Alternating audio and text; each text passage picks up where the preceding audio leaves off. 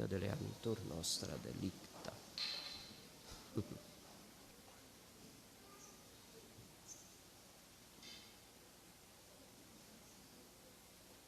Se você se aperta direitinho no banco, ele pode se sentar. Aí, porque eu acho que ele já está gordinho demais para você aguentá-lo no colo. Aí faz assim, todo mundo faz um pouquinho, aí o outro cabe. Vai, aí nesse banco mesmo, estou falando de vocês.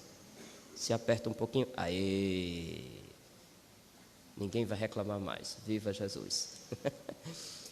Meus filhos, se observamos bem o tema dominante no Evangelho proclamado nesses 3 últimos domingos, 3 incluindo este, nós tivemos o Evangelho da Epifania, depois tivemos, na semana passada, o batismo de Jesus, onde ele manifestava de novo a revelação de Deus Trindade. Deus mostrava ao Pai: esse é o meu Filho amado.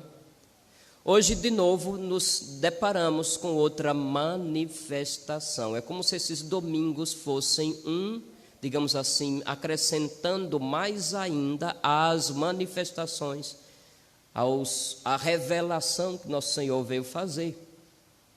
Enquanto há 15 dias atrás, eu sei, era a manifestação de Cristo como luz para as nações e atraindo os magos, no domingo passado, no batismo, manifestava já o Deus que ele veio revelar, Pai, Filho e Espírito Santo. Hoje é dito no final do Evangelho: este foi o início dos sinais de Jesus. Ele o realizou em Caná da Galileia e manifestou a sua glória, e seus discípulos creram nele.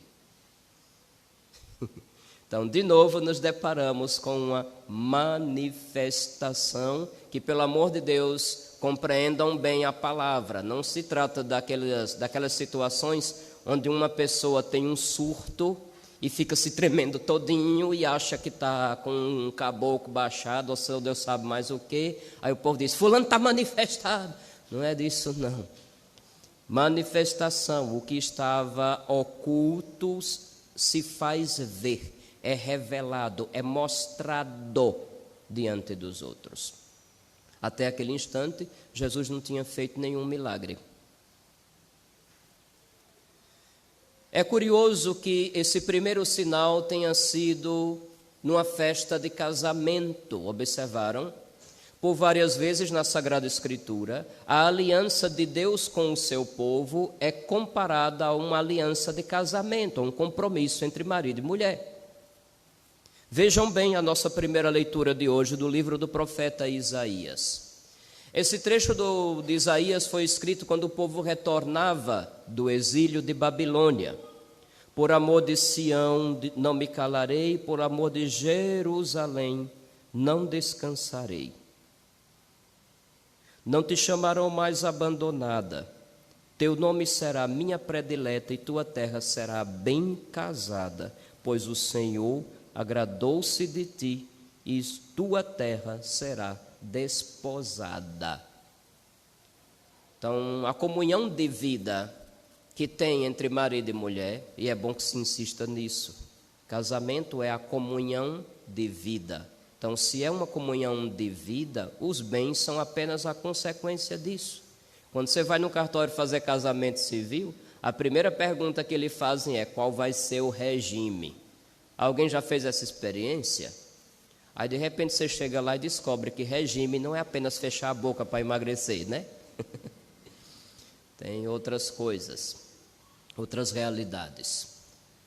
Comunhão de vida, isso é o matrimônio, isso é a aliança de marido e mulher em vista de se formar uma família, de se criar os filhos, de educá-los. Deus deseja, com o povo que é dele, ser também como um esposo, ter com o seu povo essa proximidade de quem está tendo em comum a mesma vida, o mesmo convívio, a mesma sorte, as mesmas tristezas, as mesmas angústias, as mesmas alegrias. Quantas vezes vocês já me ouviram falar, nós somos uma religião de aliança. Aqui não é um lugar onde a pessoa vem, contrata por um preço um determinado trabalho e volta para casa esperando a magia acontecer. Não é assim não. Aliança, compromisso de vida, entrega entre duas partes. Deus que se entrega por nós e nós também devemos fazer a nossa entrega. Nunca esqueçam disso, pelo amor de Deus. Esqueçam de mim, que um dia eu passei por Laranjeiras. Mas não esqueça que viver a fé é ter um compromisso vital, uma comunhão com nosso Senhor. Não tem outro jeito. Então, numa festa de casamento, Jesus vai. Seus discípulos estavam lá e a sua mãe estava lá. É engraçado que não é dito o nome dos noivos. Já perceberam? Não se diz o nome dos noivos. Só se diz que o primeiro sinal que manifestou a glória do Senhor foi numa festa de casamento. Então, como não entender aí já este grande sinal de que Deus veio em pessoa para fazer aliança com o seu povo? Então, tudo que eu falei de aliança ainda há pouco se encaixa perfeitamente no relato que São João colocou no início do capítulo 2 do seu Evangelho. Cristo então chega como Deus que vem desposar o seu povo, como Deus que vem ter uma vida em comum com o seu povo. E somente com o Deus encarnado é que aquela comunhão que exige que os dois compartilhem de tudo se torna possível. Antes de Cristo, Deus fez aliança, sim. Ele fez aliança com Noé para que a humanidade não fosse mais destruída, nem vítima de um dilúvio que acabasse com tudo. Ele fez aliança com Abraão e seus descendentes. Ele fez o pacto dessa aliança com os filhos de Abraão quando tirou o povo do Egito na época de Moisés. E foi a lembrança desse pacto, dessa aliança, que fez com que o povo tivesse um norte, tivesse um critério, tivesse um quê que o tornava um povo diferente dos demais. Deus permaneceu fiel e através de vários meios recordou a fidelidade que o povo devia ter e nem sempre teve a fidelidade do povo. Foi por isso que em determinados momentos ele permitiu que desgraças acontecessem sobre aquele mesmo povo. A desgraça maior foi o exílio de Babilônia. Quando ele vem em pessoa, a aliança será proposta de uma forma que vai respeitar muito da herança antiga, mas vai dar novas luzes, novos modos de Deus estar conosco e de Deus estar entre nós. Como houve no início da criação um homem e uma mulher, a nova aliança que se propõe como recriação do mundo, terá também um homem e uma mulher. Uma mulher que aqui não é dito o nome, mas que ela é citada. Por 3 vezes é só dito, a mãe de Jesus estava lá. Sua mãe chegou até ele e disse, eles não têm mais vinho. Sua mãe disse aos que estavam servindo, façam o que ele disser. É engraçado porque, não dizendo o nome Maria, mas simplesmente insistindo com sua mãe, a mãe, a mãe, a mãe, é como se aquela pessoa, a importância que ela tem, a identidade própria dela é ser a mãe do Senhor. É por isso que não tem lógica uma devoção mariana que deixa Jesus de fora. Maria sempre indica Jesus. Nossa Senhora sempre nos aponta para Ele, sempre dá o melhor conselho, façam o que Jesus disser. Ali ela aparece como aquela que intercede, percebe a necessidade. Ela fala ao Filho por nós e fala a nós para que sigamos o Filho, para que ouçamos o Filho, para que obedeçamos o Filho. Então não tem como separar um do outro, uma vez que Deus só se fez carne porque ela disse sim. E graças a um empurrãozinho dela, ele realizou o primeiro sinal, manifestou a sua glória, e seus discípulos creram. Aqui não é a fé apenas de acreditar numa palavra que achou interessante. É fé no sentido teologal, no sentido de um dom dado por Deus, de que é algo divino que está ali, alguém do céu, é o próprio Deus que está ali. Faz toda a diferença. Existe a diferença entre você acreditar em algo que uma pessoa lhe fala e você crer de forma sobrenatural. São coisas distintas. Antes do sinal acontecer, os discípulos acreditaram na pregação de um mestre, de um rabi, e seguiram para aprender algo de religião com ele. Mas a partir do sinal, eles já não acreditavam em Jesus somente como um rabi. Tinha algo mais. Seus discípulos creram nele. O melhor vinho ainda não tinha se manifestado. O melhor que Deus tinha reservado à humanidade ainda não tinha sido visto. Por mais que aqueles relatos do Antigo Testamento sejam assim, de espantar e cair o queixo de cada um, não é? Lembra da história de Moisés, de como ele tirou o povo do Egito? Já foram feitos tantos filmes, né? Todos se impressionam com aquelas imagens. Imagina só, o cara estendendo a vara e o mar se abre, o povo passa. Depois que o povo todo passou, que os egípcios vão entrando, o mar de novo mata todo mundo que está dentro. Milagres, não é? Milagres grandes. De repente aparece uma coisa que ninguém sabia, era alimento. De repente Moisés bate numa rocha e sai água e sacia a sede. Depois continua no livro de Josué, quando já não estava Moisés, quando eles tocam nas águas do Jordão, de novo o Jordão se abre para a Arca da Aliança, junto com o povo passar e entrar na terra de Canaã. De novo é relatado as 7 voltas sobre a cidade de Jericó, e a qual será conquistada. Todo mundo fica impressionado com esses grandes portentos do Antigo Testamento. Mas ainda não era o melhor que Deus tinha preparado para a humanidade. O melhor que Deus preparou para a humanidade, o vinho melhor que foi guardado até agora, só nosso Senhor Jesus Cristo pode dar. O próprio prólogo do mesmo Evangelho de São João, um capítulo antes disso aqui, é dito lá: a lei foi dada por Moisés, mas a graça nos veio por Jesus Cristo. Vocês concebem, meus filhos, a diferença? Vocês concebem a excelência daquilo que Deus fez em Jesus por nós? Então veja bem, todo o significado desta cena das bodas de Caná significa que Deus manifestando, mostrando, revelando, colocando diante de todo mundo o melhor que Ele já tinha preparado para nós. Ele manifestou a sua glória. Para um judeu mediano do tempo de Jesus, falar de glória, eles reservavam determinadas expressões somente a Deus. Por exemplo, chamar de meu Senhor, Adonai, que é dito no hebraico, só reservavam isso para Deus. Então, quando, por exemplo, Isabel vai dizer: como posso merecer que venha a minha mãe do meu Senhor?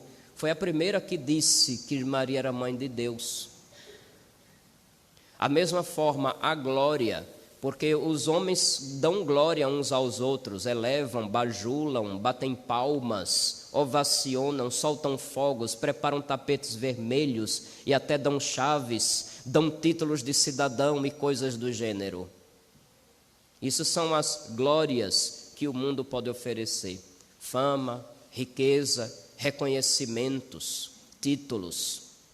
Mas nada disso se compara à verdadeira glória que só Deus tem e que na encarnação do seu Filho quer partilhar conosco. O melhor que Deus preparou para nós foi partilhar da vida dele conosco. E isto começa com Jesus. Quando Ele manifesta através do milagre, isso se faz ver. Uma vez que cremos, formamos já, nós os que cremos, uma nova comunidade de fé. Uma comunidade de fé que é alimentada e animada pela presença de Deus, terceira pessoa, o Espírito Santo dado sobre nós, que distribui dons, que distribui ministérios, aptidões, tudo que São Paulo fala na carta aos Coríntios são sinônimos. Ele fala de dons, ministérios e atividades. As três expressões são sinônimos para dizer as mesmas coisas. É aquilo que a igreja diz, aquilo que é dado de graça ou por graça, gratis data. Dada porque Deus é bom, não é porque a gente merece, mas é porque Deus é bom e deseja o bem para os seus filhos como um todo, enquanto comunidade, enquanto povo. Dons, ministérios e atividades, tudo em vista do bem comum. Cada um é dado a manifestação do Espírito, de novo a palavra, manifestação do Espírito em vista do bem comum.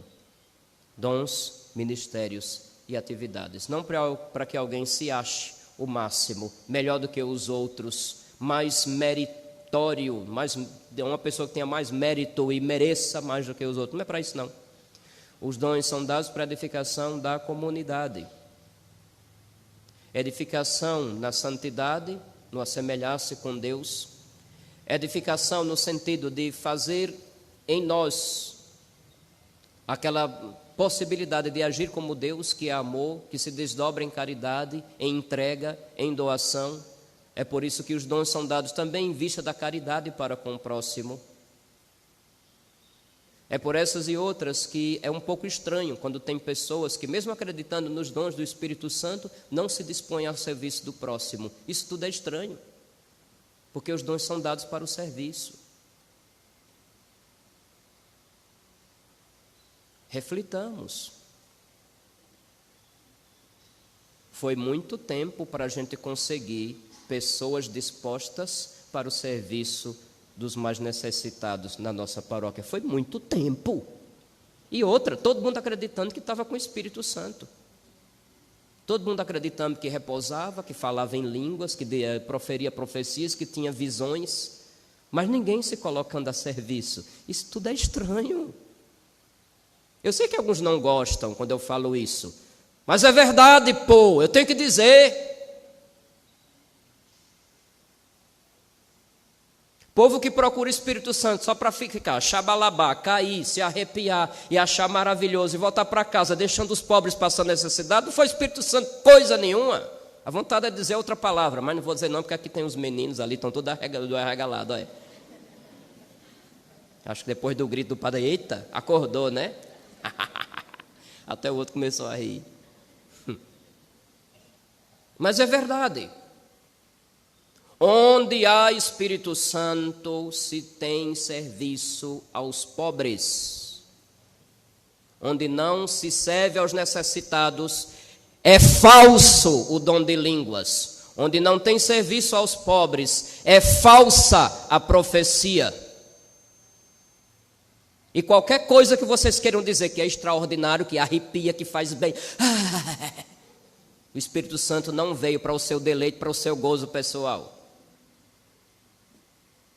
O Espírito é dado em vista do bem comum. Já estou vendo gente torcendo a cara. Torça! E se você não se converter, que Deus lhe dê alguma forma de lhe corrigir. E se não corrigir, que Ele deixe torcido o bico. Vai dizer que o padre agora está rogando praga, né? Mas é verdade, meus filhos, no coração de pastor há um aperto que me deixa indignado. Quando a gente precisa apelar tantas e tantas e tantas e tantas e tantas e tantas vezes até que alguém diga, eu estou disponível. Isso não deveria ter acontecido desse jeito. Eu sei que o padre é feio, é incômodo, é chato, mas vocês não vão servir ao padre. Vocês vão servir a Cristo no pobre. Quer honra maior do que essa? Servir a Nosso Senhor? E não sou eu que estou dizendo isso. Ele próprio disse. Vinde, benditos de meu Pai. E cita todas as obras de misericórdia. Toda vez que vocês fizeram isso a um dos pequeninos, foi a mim que vocês estavam fazendo. Vocês virão para o meu convívio, para o meu reino.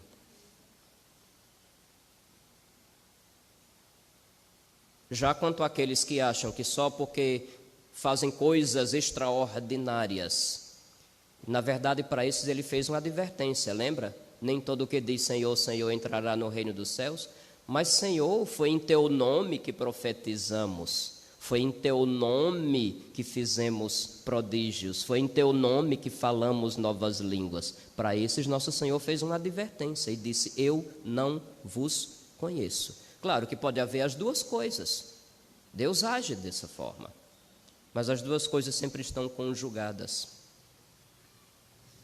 Os dons espirituais conjugados com o serviço ao próximo nunca estão separados. Se as coisas estão sendo separadas, não é Deus que está agindo aí, não. Até porque é bom lembrar que em grego, na língua grega, o nome divisor, ou aquele que divide, sabe como é dito?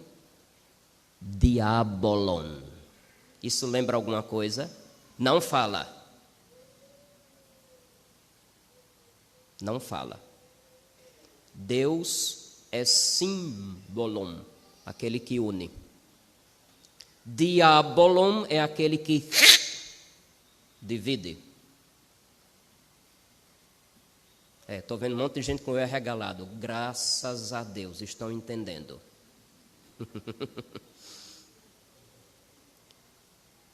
Na festa de casamento, Ele manifestou a sua glória. Ele quer ter uma aliança conosco, Ele quer ter uma vida em comum conosco. Em Jesus Cristo, essa vida em comum se torna plenamente possível, porque Deus veio viver na nossa carne, nossas limitações, nossas dores, nossas angústias, nossa morte. E hoje, através de todo o que crê, a quem Ele dá o seu Espírito com dons, ministérios e atividades, de novo, o mistério da encarnação se torna visível. Deus se torna palpável novamente em cada um que, crendo, abrindo-se à ação do Espírito Santo e servindo aos demais, manifesta a presença de Deus e a ação de Deus em nosso meio. Não tem outro jeito. Ele manifestou a sua glória. Nós cremos. Ele se entregou na aliança.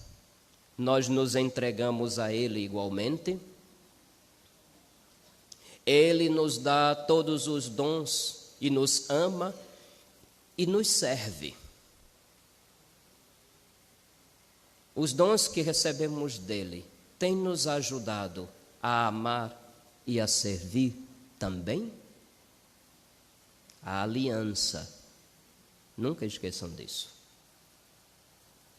Que nosso Senhor, que veio ao nosso coração, nos estimule cada vez mais a ter um coração como o dele, a ter um amor como é o amor dele, a ter uma disposição de entrega pelo bem do próximo, tal como ele teve, tem e terá para conosco. Louvado seja nosso Senhor Jesus Cristo. Creio em Deus